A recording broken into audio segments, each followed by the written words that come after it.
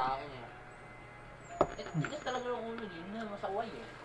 Talagang pogi talaga nito eh. Sabi nga din sa kabilang store, bakla ba yung abgin niya? Gago, di bakla niya. Malaki yun.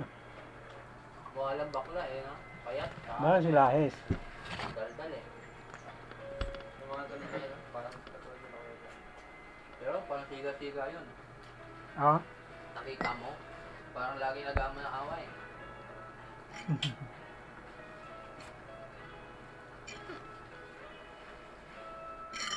Parang si Joey yung Hmm. style niya. Yun. Alam mo, laging may kaaway. Pero takot yun. Takot din, takot talaga. Yung pumunta nga yung visitor dyan, ha? Po, ano po yun? Po? Ah, takot nga eh. Ay, isa rin ito eh.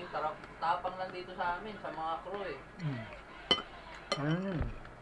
Pero sa supervisor, po ka na po. Pero bato. Marunong din kasi. Marunong din kasi sumunod yun. Kaya ganun siya sa inyo. Sa mga mababa.